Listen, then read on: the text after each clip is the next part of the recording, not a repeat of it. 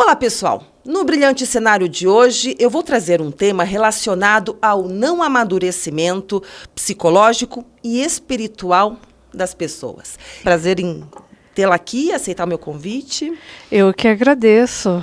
Então, nós estávamos conversando como que em 20 pessoas, mais de 5 podem ser narcisistas. O que é, afinal? Então, o narcisismo ele é um transtorno de personalidade. Sendo um transtorno de personalidade, ele vai abranger parte da população. Em média, em um grupo de 20 pessoas, a gente pode ter 3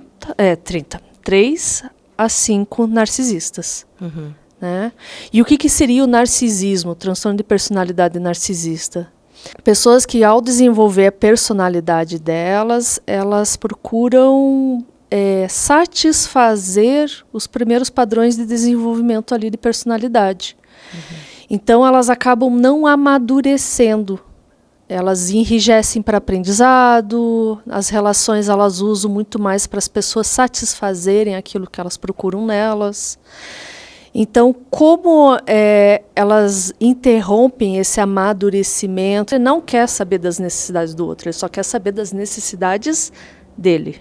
Isso se desenvolve na pessoa? Então, claro, às vezes em uma família, se já tem pessoas narcisistas, é comum que pai e mãe narcisistas farão com que os filhos entrem também nesse padrão, né? Mas daí a gente não teria só um fator genético, é um fator ambiental também. É isso que influencia, então. Isso que influencia, principalmente se a estrutura ali familiar e até mesmo a nossa estrutura social, ela fizer com que você queira ficar imaturo, então a propensão é maior. Então, se socialmente é muito mais colocada a vaidade como ponto importante, a verdade não é estimulada, a falcatrua que é estimulada, quem sabe jogar mais. Aí a gente está criando uma sociedade que às vezes pode ser que a gente não tenha pessoas com transtorno, mas sejam pessoas que têm padrões narcísicos mais preponderantes. Né? Porque às vezes você pode não ter a personalidade narcísica, mas você ter muitos aspectos narcisistas. Eu posso dizer que é um transtorno psicológico? Sim, ele é caracterizado como um transtorno psicológico, mas ele é um transtorno de personalidade. Vamos colocar assim, a maioria dos autores da psicologia coloca 12 etapas para o processo de amadurecimento da tua personalidade. E o narcisista ele ficaria nas primeiras 4 etapas. A primeira etapa seria você ter autonomia sobre o teu corpo e necessidades desse corpo. A segunda é você começar a se diferenciar, saber quem é você e quem é o outro. A terceira é você tomar o teu lugar na família. Ah, é? Né? Só que com responsabilidade. Aí o narcisista ele já começa... É a famosa música da Carmen Miranda, né? Mamãe, né? Eu quero mamar, me dá chupeta, né? Então ele vai querer só satisfazer as necessidades dele, ou de excitação corporal, ou de excitação egóica, ou manter a vaidade dele, ele ser o bom, ele ser o justo. Jargões, digamos assim, frases típicas. Conta pra gente algumas aí. Por exemplo, na namorada ou no namorado, não existe ninguém igual a mim, você estava esperando por mim. Ele faz aquelas promessas, diz tudo que você sempre quis ouvir. Se você gosta de poesia, ele vai declamar poesia. Se ele é um político, ele vai falar sobre amor, liberdade, fraternidade, ecologia, minorias. Ele é um líder político não, espiritual. Aí ele vai falar sobre consciência, despertar, iluminação, o quanto você está no caminho. Quanto mais você entra nisso, você querer fazer aquilo que você acredita que é certo, mas você ainda está num âmbito de vaidade, ele te utiliza. Ele só te perde quando você cai da vaidade, quando você percebe que, sim, eu quero a liberdade, mas não é a todo custo. Eu quero o amor, no mundo, mas não, eu vou ter que falar coisas duras. Então, eu deixo de parecer bom. Quando a pessoa está mais amadurecida, ela não vai parecer tão agradável como o narcisista quer parecer. E daí ele faz com que as pessoas pareçam. Então, isso que a gente tem hoje socialmente, que é essa dinâmica do politicamente correto, o narcisista se aproveita totalmente. Porque daí ele faz com que você caia nessa falácia. Você acha que o narcisismo hoje, atualmente, nos dias de hoje, ele está mais intenso, por exemplo, do que antigamente? Ou sempre foi? Ele sempre teve na sociedade, mas ele sempre vai se utilizar dos meios para se parecer vaidoso. Então a gente tem o narcisismo espiritual, que às vezes não tem uma câmera, mas vai ter pessoas em volta dele. Né? O político vai ter o poder, né? Tem o narcisista golpista, né? Que nem aquele documentário, o golpista do Tinder, né? Então ele vai se utilizar o quê? Da carência que determinadas pessoas têm. Já que você deu esse exemplo, tem alguns outros exemplos assim para as pessoas entenderem melhor como identificar? Primeiro ele vai parecer a melhor pessoa do mundo. E ele não vai te dar tempo para que você tenha acesso a algumas outras informações. Ele sempre vai se colocar presente na tua vida, como se ele realmente fosse alguém extraordinário. Como daí ele vai fazendo isso, ele vai criando um cerco. E nesse cerco ele vai minando você, fazendo com que você fique ocupada e ao mesmo tempo você começar a desconfiar das outras pessoas. As tuas amigas não querem teu bem. Ai, as outras pessoas não sabem o que querem. Ai, determinadas religiões não são boas. Quer dizer, ele pega coisas que às vezes a gente entende assim, talvez realmente, né, fulano de tal não seja adequado, ou tal religião, mas ele pega justamente essa fragilidade para fazer com que você se separe, as pessoas se dividam, e daí ele vai usar a arte da guerra. Né? Esse jogo faz com que você também comece a... Ele mexe numa parte cerebral, por isso que as pessoas é difícil delas perceberem isso, porque como ele mexe no teu melhor, você vai se dedicar totalmente. Como você vai se dedicar? Você pode dar dinheiro, você pode dar carro, você de repente está trazendo um narcisista para dentro de casa. Porque... E isso tudo é atribuído a esse comportamento? Total. A maioria dos ditadores são narcisistas e psicopatas. Qual que é a diferença? Todo psicopata é narcisista, mas nem todo narcisista é psicopata. Essa é a diferença? É uma das diferenças. Uma das. Né? O narcisista é aquele ou que você quer levar para casa por pena, ou você quer estar ao lado dele porque ele parece muito legal. E tanto vale para homem quanto para mulher. Como para mulher, tanto faz. E existe uma diferença no comportamento dos dois?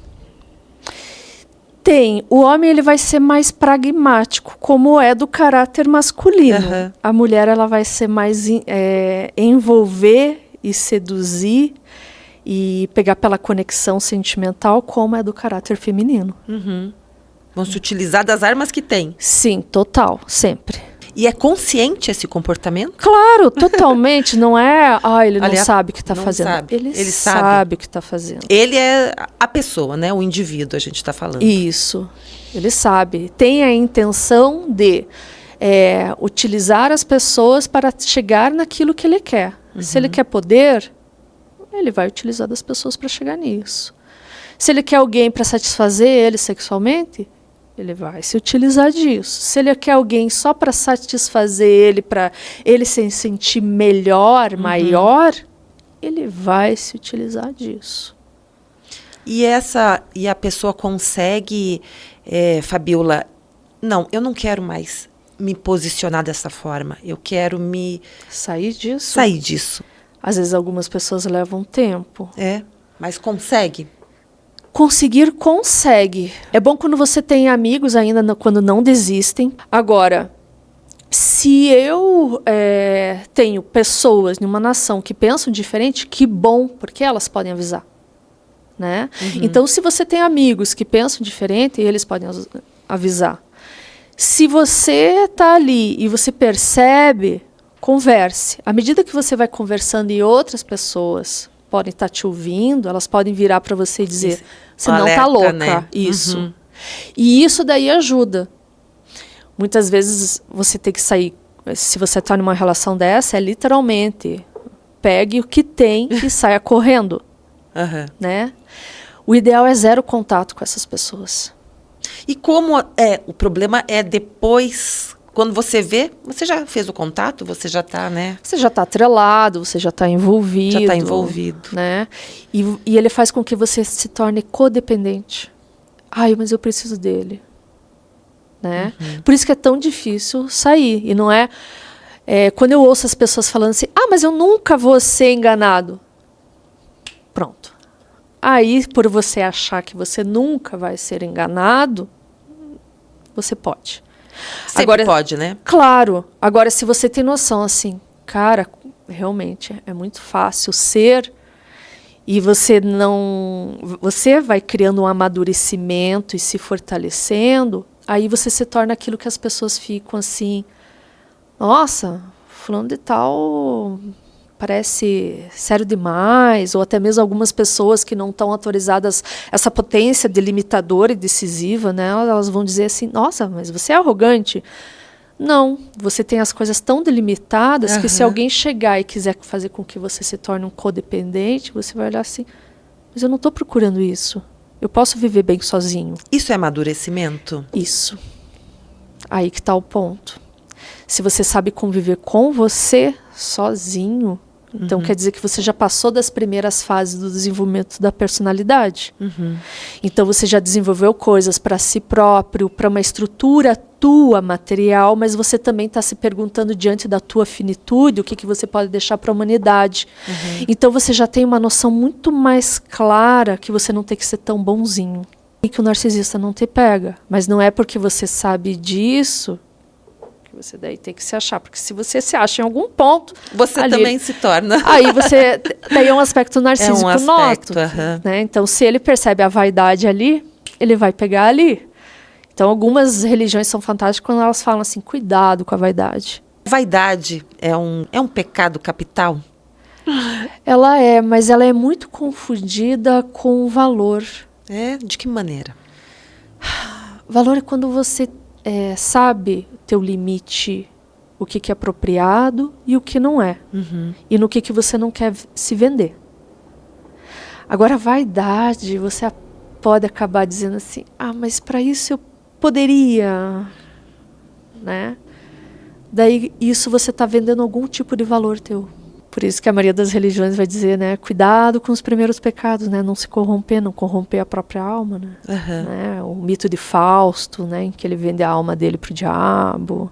Já que você falou em mito, a palavra narciso, ela nos remota muito, né? Da onde que ela vem? Então, vem até do próprio mito de Narciso. O que é? O mito de Narciso era um rapaz que ele estava muito voltado aos prazeres dele, aquilo que era dele próprio. Então ele caçava com os amigos e ele estava realmente em uma fase juvenil em que amadurecimento e crescimento não era o polo dele. Mas o mito nos conta em que ele, uma tarde, ele estava numa floresta e ele está caçando, ele se dispersa dos amigos e tem uma ninfa que é apaixonada por ele. E essa ninfa foi amaldiçoada pela deusa Hera, em que ela não conseguia falar. Então ela só repetia as últimas palavras que a pessoa tinha falado, era a ninfa Eco. Então ela só repetia as últimas palavras. E ela se aproxima dele, ela tenta contato, mas como ela não consegue desenvolver uma comunicação ali, ela só espera que ele fale para que ela possa falar. Então ele pergunta, quem se aproxima? E ela fala, se aproxima.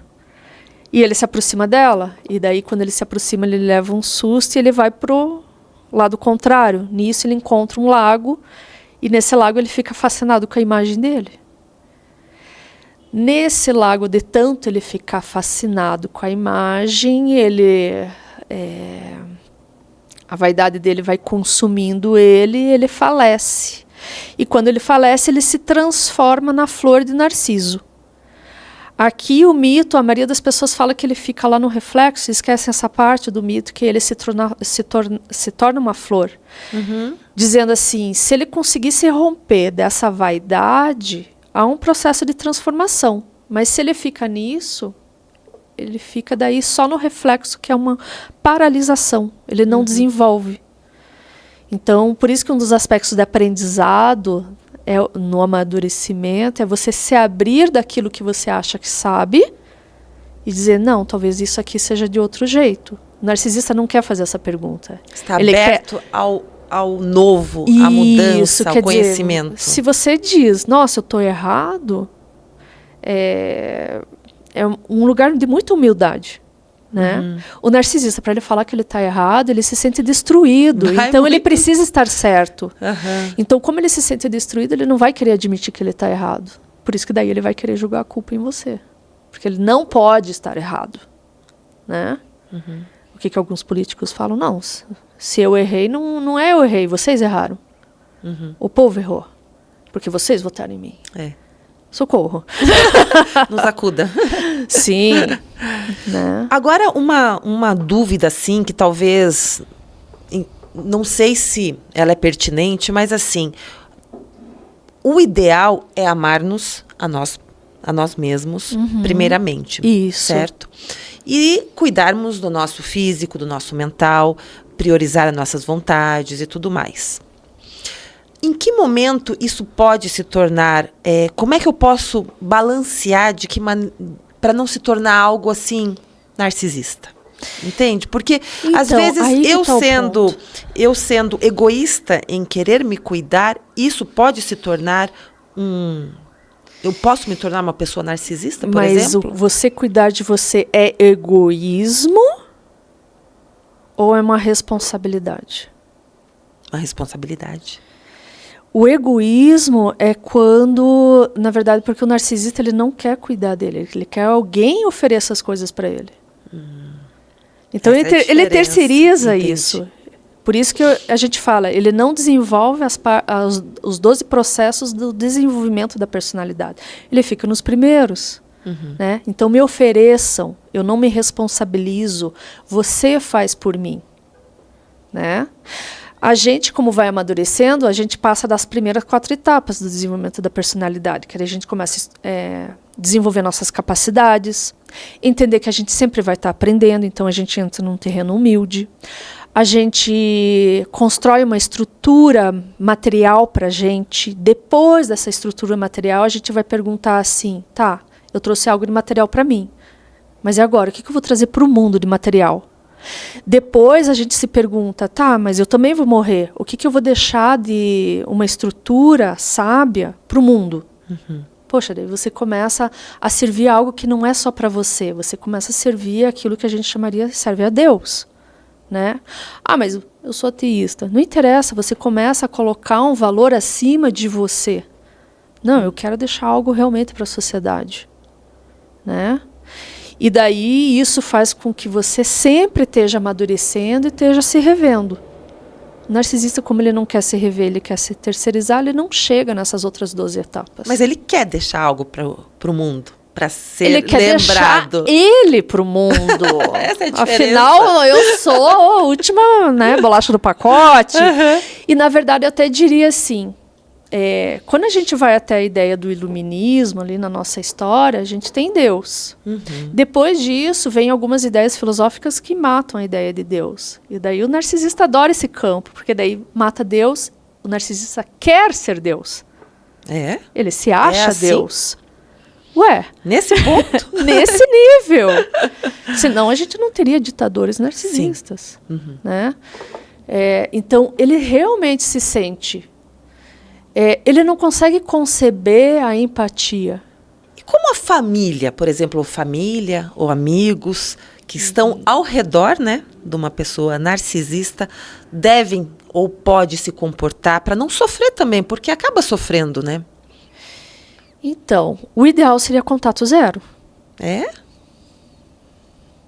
Porque radical, assim? ele é destrutivo. no que ele puder minar, porque normalmente as pessoas que vivem do lado de um narcisista, elas vão ter que fazer terapia, mas quem é o causador de tudo, que é o narcisista, ele não vai fazer terapia.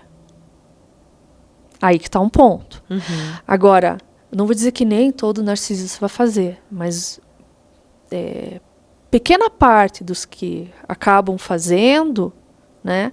Não espere que ele mude, nossa, curou, é um transtorno de personalidade não tem cura. Ele pode aprender a não estar manipulando. A gente pode comparar o narcisismo assim a quê, por exemplo? Que anda ali, ladinho, colado no narcisista.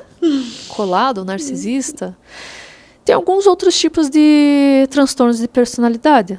O antissocial, o psicopata, né? Autoritário entra? Você conhece algum narcisista que não seja autoritário? Olha, boa. Porque tem a ver com Sim. O ditador, né? Sim.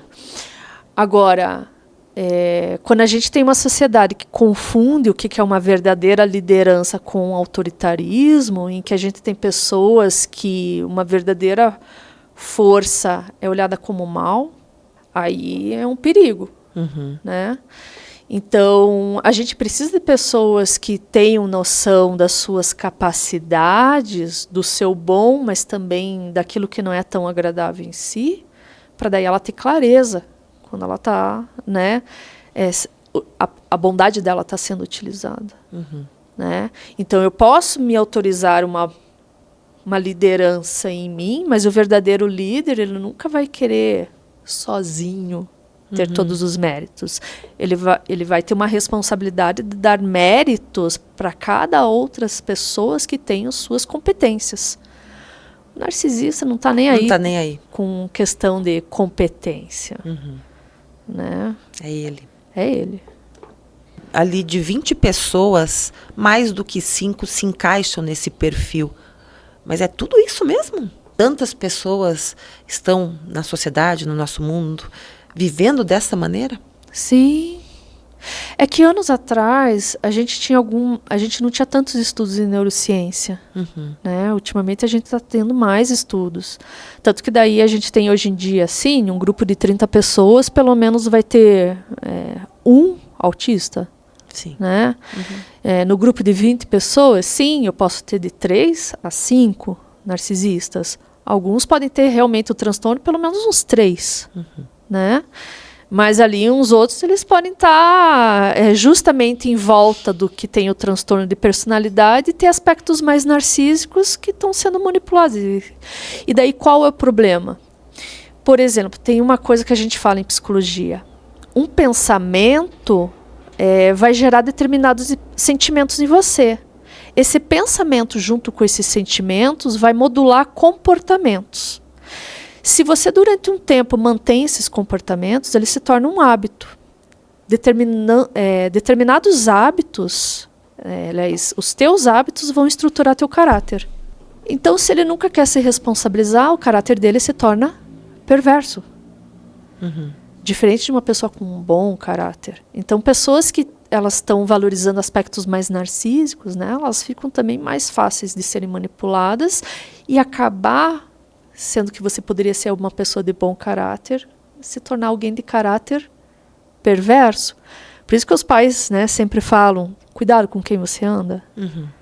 Né? E a gente tem que endireitar desde criança, né, no sentido assim, não é bater, né? Como que eu te dou uma educação com valores e virtudes coerentes, em que faz com que você traga beleza para o mundo, e não coisas desvirtuosas, né? Falta beleza no nosso mundo? Tem muitas pessoas que trazem beleza, mas alguns valores têm sido menosprezados atualmente, realmente. Quais? Por exemplo, prudência. O que é prudência? Você saber o que precisa ser feito e em que momento que precisa ser feito. Se a prudência é dizer não para uma determinada coisa, mas vou fazer mal para ela. Desculpa, daí você não está sendo prudente. Precisa dizer aquele não. Né? Temperança. a gente não pode ser regido por impulso, instinto e emoções e sentimentos. A gente tem que sentir para saber o que está ocorrendo, mas eu tenho que saber o que fazer com essa emoção e esse sentimento e amadurecer elas. Então isso é temperança. Você regula, você aprende a amadurecer, você direciona, daí você vai se tornando rei e rainha, senhor da sua vontade, né? Isso até eu vou voltar para um outro mito, os mitos arturianos era isso. Só o verdadeiro rei retira a espada da pedra. O que seria a pedra? Eu quando não me conheço. Só quando eu passo a me conhecer, eu me torno rei. Então aí eu consigo tirar a espada. E o que seria simbolicamente a espada? A espada é a ferramenta mágica do discernimento, trazer luz, trazer clareza, né?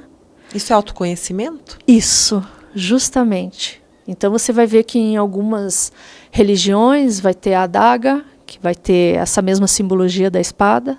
Eu divido para compreender a espada do rei, né, do rei Arthur.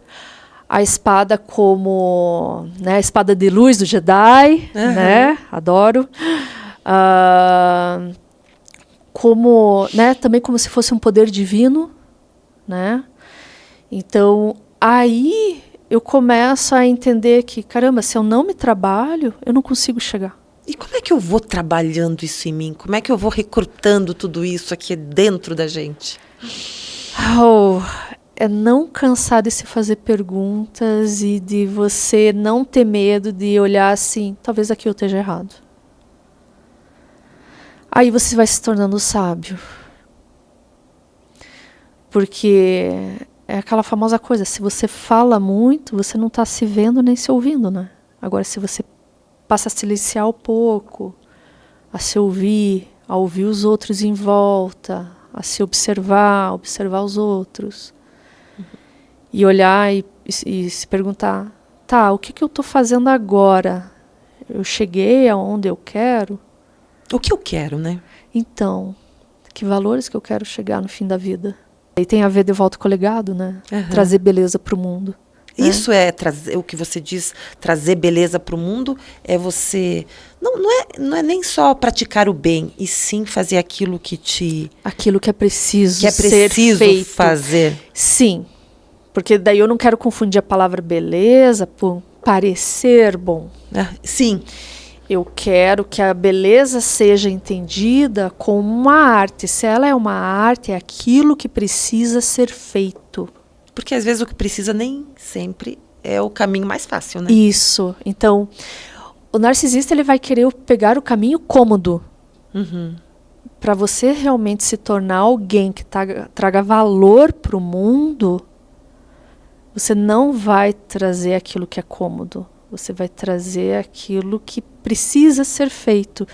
E isso exige, às vezes, que você mergulhe e não seja olhado com bons olhos. Principalmente se a sociedade está no politicamente correto. As coisas têm que ser fáceis. É só rezar isso aqui que eu vou conseguir. Pensamento mágico infantil. Do que você entender o que é aquela oração e fazer o que aquela oração está propondo. Né? Quer dizer, eu não terceirizo a coisa, eu me coloco como alguém responsável e atuante. Somos responsáveis pela nossa vida? Temos que ser. Porque tem uma frase de Jung que eu acho fantástica. O bem maior que a gente pode deixar para a sociedade é a gente se responsabilizar por si. Porque se eu não me responsabilizo por mim, eu estou deixando o meu lado mais sombrio na sociedade. E daí sim, eu posso estar deixando meus aspectos mais narcísicos. Daí, vou voltar àquilo que eu disse, né? Todo mundo está fazendo terapia por causa de um narcisista, mas o narcisista não faz terapia. Isso acontece, e acontece sempre, no dia a dia, sempre, né? Sempre. O narcisista vai ser aquele que vai no médico, vai no outro médico, ele vai chegar para aquele médico. Nossa, eu fui em todos, você vai ser o único que... Mas ele vai sair de você e vai dizer, péssimo. Não era você. Não. Porque toda vez que ele é descoberto, ele sai. Ele não fica. Para vocês, profissionais, é difícil lidar também? É um terreno de perseverança constante. Mas você tem que saber o jogo que ele está jogando. Para não ser engolido. Então, você também tem que aprender, assim, se você vai para o teu lado sombra, você tem que aprender, assim, tá, onde que está a minha vaidade, para ele não pegar isso. E toda vez que ele entrar algum tipo de manipulação, se fazer de vítima, ou querer culpabilizar alguém, você voltar sempre para ele. E as questões do limite, né? Dar o não, fazer o que é preciso. Né? E para finalizar, o que nós temos assim de mais precioso para falar sobre amadurecimento psicológico e espiritual? Tem uma idade específica? Olha, na verdade, assim, cada idade vai pedir que a gente chegue até um determinado patamar. Sim. Se eu não fiz aquilo, aos 70 anos, a nossa alma vai cobrar aquilo, né? A famosa angústia antes da morte. A alma, ela vai dizer assim, ela vai tentar se realizar. Você se tornar alguém realmente completo, né? Um indivíduo diferenciado das outras pessoas, né? Único. O valor seria você buscar isso sempre. E, ao mesmo tempo, de você saber que você não está fazendo isso só por você. Você está fazendo pelos outros. Sempre o valor não vai ser só contigo. O valor vai ser por todos. Tem uma frase que tem na Cabala que é bem interessante. O que você faz, muita gente pode fazer. Aliás, o porquê você faz e o como, alguns. Mas quando somos três, o que, como e porquê, só você. É difícil, não é fácil não. Não é fácil não entender tudo isso, gente. Mas o entendimento pode fazer toda a diferença na nossa vida, né? Ele é a base. É a base. Nos traz paz, nos traz mais tranquilidade para adversidades que surgem. O entendimento, na minha opinião, ele traz sim. Ele traz uma paz de espírito assim que não tem como explicar. Sim, porque você está se aproximando de quem você é de fato. E se a nossa alma ela é imagem e semelhança ao divino, né? Você está se aproximando disso. Você está sendo como se fosse um exemplo na Terra, um Messias, né? Um Mashiach. Se você se afasta da alma, deve estar corrompendo ela. Se você corrompe ela, você pode matar ela. São os sinais de que nós estamos nos afastando da nossa alma. Quando as coisas estão fáceis demais e quando todo mundo concorda demais com você. Porque quando você está num caminho certo, sempre alguém vai achar ruim. Eu sei que isso pode parecer às vezes... mas se você não está errado, alguém vai avisar? Sim. Mas as pessoas se incomodam muito mais quando você realmente está certo. Porque aí vai provocar a vaidade delas. Como que ele chegou e eu não? Né? Isso aterroriza muita gente. Assim, né? Então, como assim? Por exemplo, algumas pessoas querem se manter humildes, né? Mas se por algum aspecto das pessoas narcisista, aquela humildade está incomodando, até mesmo isso ele vai querer atacar. É terrível isso. É terrível. Terrível. Fabiola, olha, o nosso bate-papo aqui trouxe, assim, muito entendimento. Que, né, talvez nós nem tenhamos ideia do quanto isso pode afetar a nossa vida, né? Sim. O quanto esse tipo de comportamento pode afetar a nossa vida. Pode nos afetar sentimentalmente, fisicamente. Então, eu agradeço imenso e seja muito bem-vinda sempre aqui. Obrigada, eu que agradeço. Espero ter explicado à altura. Para trazer... Beleza. Belíssima a sua presença aqui. Obrigada. Para você que nos acompanha, muito obrigada pela sua companhia e até o próximo Brilhante Cenário.